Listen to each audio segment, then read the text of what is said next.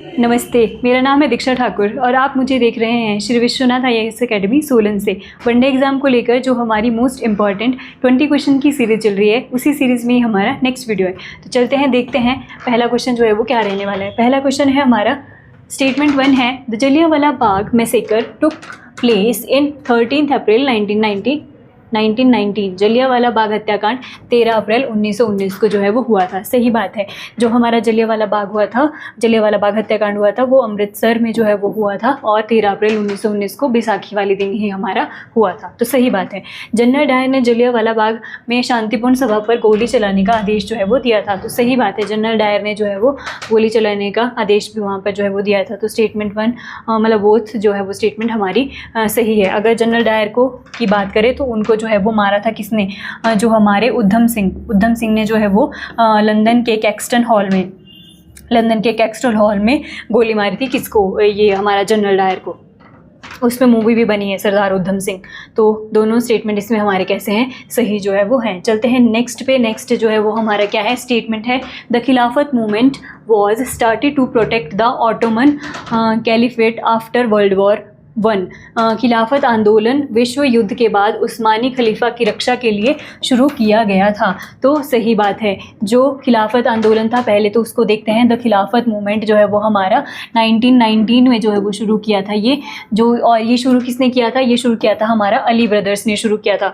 तो वो किसके लिए था? जो हमारा ऑटोमन साम्राज्य था, जो कि तुर्की का खलीफा होते थे, उनके राइट्स को जो है वो अंग्रेज़ों ने, ब्रिटिशर्स ने छीन लिया था और ये उसके खिलाफ जो है वो आंदोलन कर रहे थे कि खलीफा को उनके राइट्स दिए जाएं। तो सही बात है, पहला तो सही बोल रहा है। दूसरा है, महात्मा गांधी ने खिलाफत आंदोलन का समर्थन किया और इसे असहयोग आंदोलन से जो है वो जोड़ा। तो सही बात है, महात्मा गांधी जी ने खिलाफत आंदोलन का सपोर्ट किया था और बाद में असहयोग आंदोलन से भी हमने जो है वो इसको जोड़ा था। तो बोथ स्टेटमेंट जो है वो हमारी ऑप्शन सी जो है वो इसका हमारा सही हो जाएगा। अगर हम असहयोग आंदोलन की बात करें, नॉन कोऑपरेशन मूवमेंट की बात करें, तो 1920 में जो है वो ये शुरू हुआ था और 1922 में जब चोरा चोरी की घटना हो गई थी तो इस आंदोलन को महात्मा गांधी जी ने हमारा वापस ले लिया था। तो ऑप्शन सी जो है वो इसमें हमारा कैसा है, सही आंसर हमारा इसमें हो जाएगा। चलते हैं नेक्स्ट पे।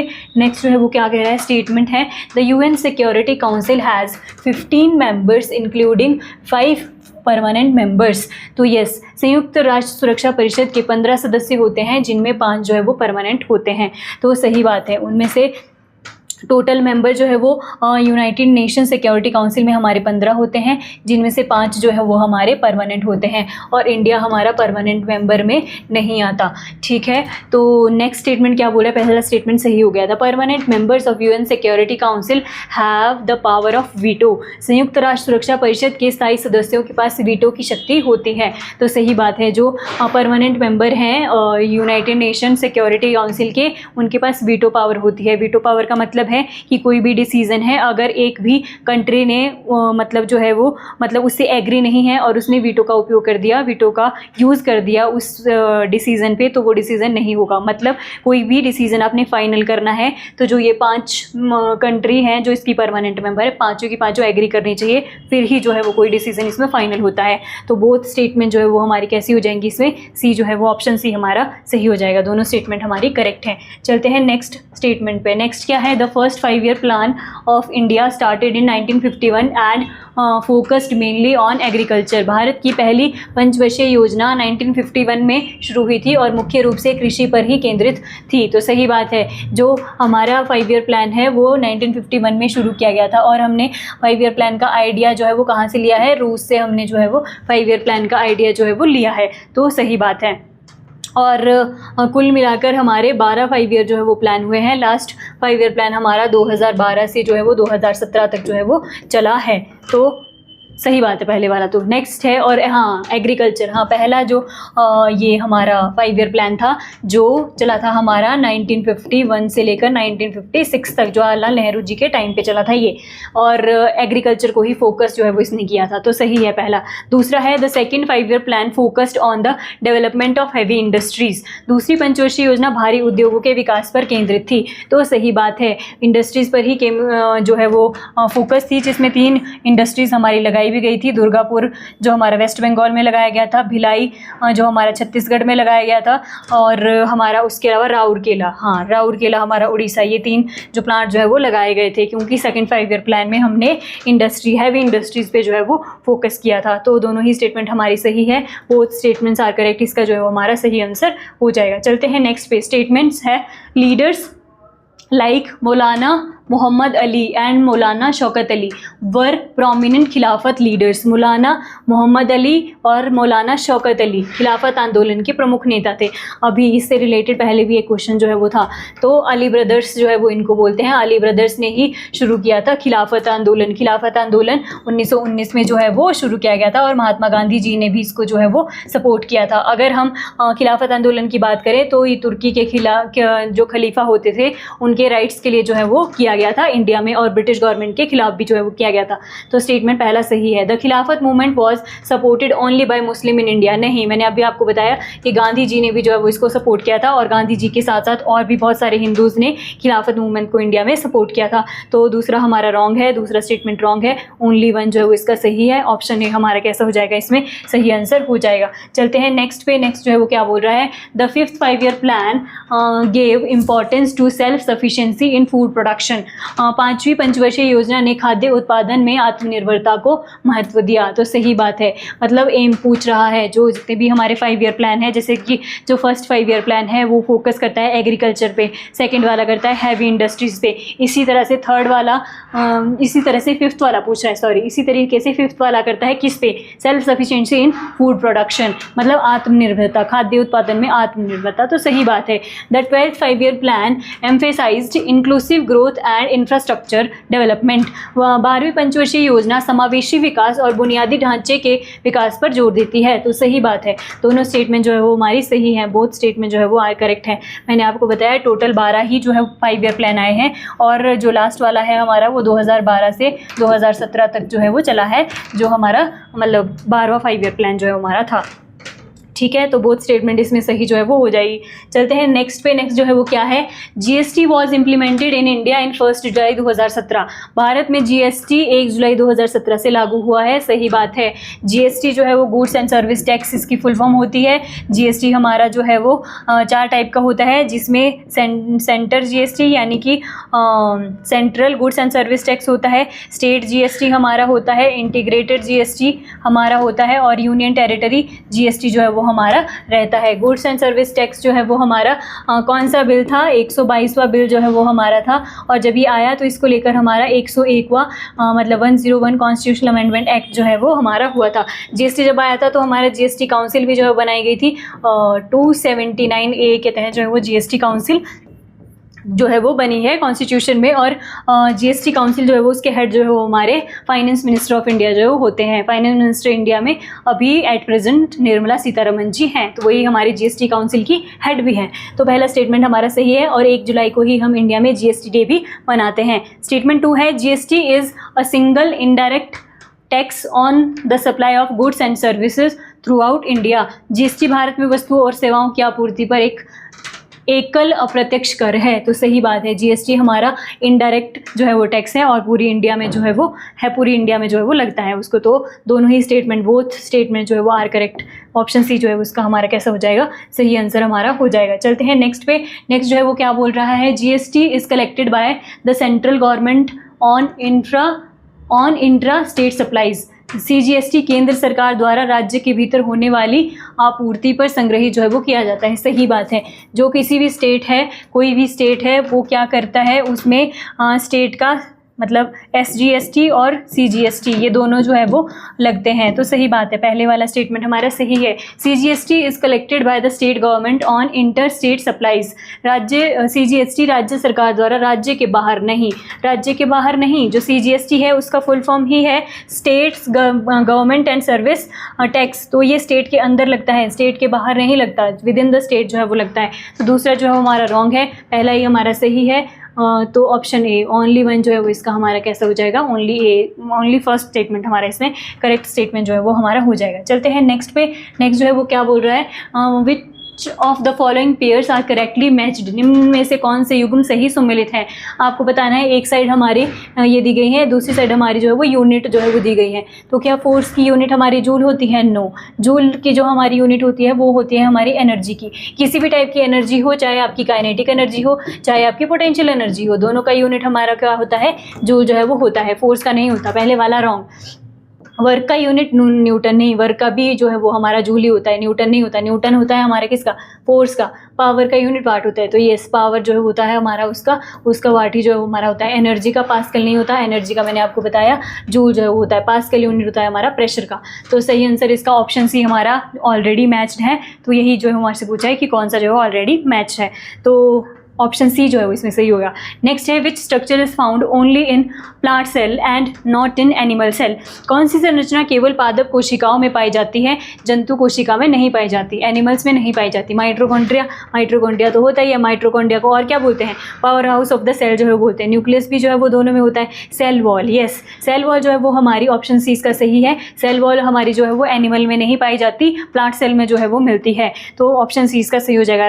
राइबोसोम जो हमारा है, राइबोसोम है जो है वो प्रोटीन सिंथेसिस का काम करता है। हमारे प्रोटीन सिंथेसिस के लिए रिस्पॉन्सिबल है राइबोसोम। तो लेकिन इसका ऑप्शन सी जो है वो हमारा कैसा सही आंसर हो जाएगा। चलते हैं नेक्स्ट पे। नेक्स्ट जो है वो क्या बोल रहा है? Which of the following cell helps in protein, अभी बता चुकी, निम्नलिखित में से कौन सा कोशिकांग प्रोटीन संश्लेषण में सहायक है? राइबोसोम सही है। लाइसोसोम, लाइसोसोम को बोलते हैं suicidal bag of the cell जो है वो बोलते हैं। गोल्जी बॉडीज पैकेजिंग में हेल्प करता है। माइटोकॉन्ड्रिया हमारा powerhouse of the cell जो है वो होता है। प्रोटीन सिंथेसिस पूछा है, ऑप्शन ए इसमें हमारा कैसा हो जाएगा? सही आंसर हमारा हो जाएगा। नेक्स्ट है, which of the following diseases is caused by bacteria. Bacteria से कौन सी जो है वो बीमारी होती है? इन्फ्लुएंजा। इन्फ्लुएंजा जो है वो हमारा जो हमारा ये क्या बोलते हैं, श्वसन तंत्र, रेस्पिरेटरी सिस्टम, रेस्पिरेटरी सिस्टम से रिलेटेड हमारी बीमारी है इन्फ्लुएंजा। लेकिन ये वायरस के कारण होता है, हमारा बैक्टीरिया के कारण नहीं होता। ट्यूबरक्लोसिस, यस, बी इसका हमारा सही आंसर हो जाएगा। जो टीबी हमारी है तो वो हमारा रेस्पिरेटरी सिस्टम का ही, रेस्पिरेटरी सिस्टम की ही बीमारी है टीबी। ये माइक्रोबैक्टीरियम ट्यूबरकुलाई नाम का जो बैक्टीरिया होता है उसके कारण हमारा होता है ट्यूबरक्लोसिस। तो सही बात है। डेंगू, हमारी जो प्लेटलेट्स होती हैं उसकी कमी से डेंगू जो है वो होता है। एड्स एक्वायर अमीनो, क्या बोलते हैं इसको, एड्स जो है वो एड्स भी एक प्रकार का रोग ही है, ये बोल सकते हो। एक्वायर अमीनो डेफिशिएंसी सिंड्रोम, याद आएगा, एक्वायर अमीनो डेफिशिएंसी सिंड्रोम, इसका जो है वो फुल फॉर्म जो है वो हमारा होता है। बैक्टीरिया हमारा जो है वो टीबी, ऑप्शन बी जो है वो इसका हमारा सही आंसर हो जाएगा। चलते हैं नेक्स्ट क्वेश्चन पे। नेक्स्ट क्वेश्चन जो है वो क्या बोल रहा है? नेक्स्ट है, विच vitamin helps in blood clotting. कौन सा विटामिन रक्त का थक्का बनाने में सहायक होता है? Vitamin A, vitamin C, vitamin K, vitamin D. तो होता है हमारा विटामिन के जो ब्लड क्लॉटिंग में हेल्प करता है। उसके अलावा हेपरिन और फिब्रिनोजन, ये भी जो है वो हमारे हेल्प करते हैं किस में? जो ब्लड क्लॉटिंग होती है उसमें। नेक्स्ट है, protein deficiency in children causes which of the following diseases. बच्चों में प्रोटीन की कमी से कौन सा रोग होता है? रिकेट्स होता है, क्वाशियोरकर होता है, नाइट ब्लाइंडनेस होती है, या स्कर्वी जो है वो होता है? तो वो हमारा क्वाशियोरकर जो है वो होता है। क्वाशियोरकर और मरासमस दो रोग होते हैं, बच्चों में स्पेशली देखे जाते हैं, और प्रोटीन की कमी से होने वाले बीमारियां जो है वो ये हमारी हैं। चलते हैं नेक्स्ट क्वेश्चन पे। नेक्स्ट क्वेश्चन हमारा क्या है? Which of the following is a fat soluble vitamin. निम्नलिखित में से कौन सा वसा में घुलनशील प्रोटीन है? फैट में सॉल्यूबल होते हैं हमारे vitamin K, vitamin E, vitamin D, vitamin A, ये होते हैं हमारे फैट सॉल्यूबल। और वाटर सॉल्यूबल होते हैं विटामिन सी और विटामिन डी, ये होते हैं हमारे वाटर सॉल्यूबल, ये होते हैं हमारे फैट सॉल्यूबल। तो क्या पूछ रहा है? फैट सॉल्यूबल पूछ रहा है, तो विटामिन के इसका हमारा कैसा हो जाएगा? सही आंसर हमारा हो जाएगा। चलते हैं नेक्स्ट क्वेश्चन पे। Which vitamin is known as vitamin C, किसको बोलते हैं? मतलब केमिकल नेम पूछ रहा है कुल मिला के, थायमिन या फिर राइबोफ्लेविन या एस्कॉर्बिक एसिड या रेटिनोल। तो विटामिन सी का केमिकल नाम होता है एस्कॉर्बिक एसिड। थायमिन जो है वो B1, जो विटामिन B1 है उसका केमिकल नेम है। राइबोफ्लेविन भी हमारा विटामिन B2 का ही जो है वो केमिकल नेम हमारा होता है। तो ऑप्शन सी इसका हमारा कैसा हो जाएगा? सही आंसर हमारा हो जाएगा। चलते हैं नेक्स्ट क्वेश्चन पे। नेक्स्ट क्वेश्चन जो है वो क्या बोल रहा है? Which of the following wetlands were newly added as Ramsar site in September 2025 in Bihar. निम्नलिखित में से कौन सी झीलें सितंबर 2025 में बिहार में रामसर स्थल के रूप में जोड़ी गई हैं? पहली बार तो रामसर कन्वेंशन की बात करते हैं 1970 1971 में जो है ये कन्वेंशन हुई थी। अगर हम इंडिया की फर्स्ट रामसर साइट की बात करें तो वो होती है हमारी चिल्का लेक और Keoladeo national park. Chilka lake आपकी उड़ीसा में पड़ती है, केवलादेव नेशनल पार्क हमारा राजस्थान में पड़ता है। ये first Ramsar site of India जो है वो है। पूछा है कि रिसेंट में बिहार में अभी सितंबर 2025 में नई जो है वो बनी है वो कौन सी है, तो वो कौन सी है हमारी गोकुल रिजर्वायर और उदयपुर लेक। ये हमारा ऑप्शन बी जो है वो इसमें सही आंसर हमारा हो जाएगा। अगर हम गोकुल रिजर्वायर की बात करें तो ये बक्सर डिस्ट्रिक्ट ऑफ बिहार में जो है वो है और उदयपुर लेक हमारा western Champaran district of Bihar में जो है वो पड़ता है। तो ऑप्शन बी जो है वो इसमें सही आंसर हो जाएगा। अब अगर हम बात करते हैं कि इंडिया में कुल मिलाकर अभी एट प्रेजेंट कितनी रामसर साइट हो गई हैं, तो 93 रामसर साइट्स जो है वो हो गई हैं इंडिया में। चलते हैं नेक्स्ट क्वेश्चन पे। How many Asia cup titles overall has India वोन आफ्टर 2025? 2025 के बाद भारत में कुल कितनी एशिया कप खिताब जीती है, मतलब कुल जो 2025 है इंडिया ने अब तक कितने एशिया कप जीते हैं ये बोल रहा है। तो एशिया कप को कौन करवाता है? ACC करवाती है, एशियन क्रिकेट काउंसिल करवाती है। 1983 में ये काउंसिल बनी थी। और एशिया कप स्टार्ट कब से हुए थे हमारे? 1984 से हमारे एशिया कप स्टार्ट हुए थे। 1984 से जब एशिया कप स्टार्ट हुए थे तो पहली बार भी हमारा जो है 1984 में इंडिया ने ही जीता था। और अभी जो है वो 2025 में भी जो है वो हुआ है। कहाँ पर हुए थे? ये UAE में हुए थे मैच। एशिया कप हमारा 2025 UAE में हुआ था, इंडिया ने जीता था। फाइनल में इंडिया वर्सेस पाकिस्तान हुआ था, इंडिया ने इसको 5 विकेटों से जीता है। मैन ऑफ द सीरीज़ हमारे अभिषेक शर्मा रहे हैं। फाइनल में फाइनल में मैन ऑफ द मैच हमारे कौन रहे हैं? तिलक वर्मा जो है वो रहे हैं। तो पूछ रहा है इंडिया ने कितनी बार जीता है? 9 बार, यानी कि ऑप्शन बी 9 बार इंडिया ने एशिया कप टाइटल को जो है वो जीता है। अगर कैप्टन की बात करें तो इस बार जो एशिया कप था उसमें कैप्टन कौन थे इंडिया टीम के? सूर्य कुमार यादव, मिस्टर 360 जो है वो उनको बोला जाता है। अगर सबसे ज़्यादा विकेटों की बात करें तो चाइना मैन हमारे कुलदीप यादव, उन्होंने जो है वो सबसे ज़्यादा विकेटें हमारी ली है। एडिशन की बात करें तो 17 एडिशन जो है वो हमारा हुआ था 2025 में एशिया कप का। चलते हैं नेक्स्ट क्वेश्चन पे। What is the longest national waterway in India? Bharat में सबसे बड़ा राष्ट्रीय जलमार्ग कौन सा है? नेशनल वाटरवे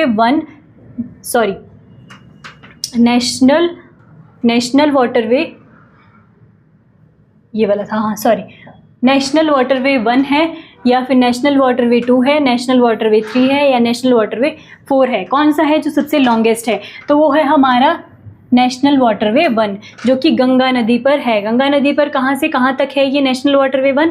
तो ये हमारा प्रयागराज से लेकर हल्दिया, यानी कि प्रयागराज इन उत्तर प्रदेश, हल्दिया इन वेस्ट बंगाल, यहाँ तक जो है वो मतलब इतना जो है वो इसकी लेंथ है। और अगर इसकी टोटल लेंथ है तो 1620 किलोमीटर हमारी फर्स्ट जो हमारा नेशनल वाटरवे 1 है उसकी इतनी जो है वो लेंथ है और सबसे बड़ा नेशनल वाटरवे 1 है। नेशनल वाटरवे 2 हमारा ब्रह्मपुत्र पे आपका जो है वो सादिया से लेकर डुबरी तक जो है वो आता है। तो लेकिन इसका सबसे लॉन्गेस्ट पूछ रहा है नेशनल वाटरवे 1 हमारा सबसे लॉन्गेस्ट है। ऑप्शन ए सही है। The Krishna river flows through how many states? Krishna नदी किन किन राज्यों से होकर गुजरती है? महाराष्ट्र कर्नाटका से, महाराष्ट्र कर्नाटका आंध्र प्रदेश से, महाराष्ट्र कर्नाटका तेलंगाना आंध्र प्रदेश से, महाराष्ट्र कर्नाटका तेलंगाना आंध्र प्रदेश गोवा, किससे जो है वो गुजरती है? तो 4 स्टेट से गुजरती है, महाराष्ट्र कर्नाटका तेलंगाना और आंध्र प्रदेश। सबसे पहले निकलती कहाँ है? महाराष्ट्र के महाबलेश्वर से जो है वो निकलती है, देन कर्नाटका में जाती है, देन तेलंगाना, देन आंध्र प्रदेश और फाइनली जो है वो बे ऑफ बंगाल में हमारी कृष्णा नदी गिर जाती है। तो ऑप्शन सी जो है वो इसका सही हमारा आंसर जो है वो हो जाएगा। तो ये थे आज की वीडियो के मोस्ट इंपॉर्टेंट 20 क्वेश्चंस। अगर आपको इसका PDF चाहिए तो आप हमारे टेलीग्राम चैनल से इसका PDF डाउनलोड कर सकते हो। मिलते हैं आपसे नेक्स्ट वीडियो में, तब तक के लिए धन्यवाद। जय हिंद।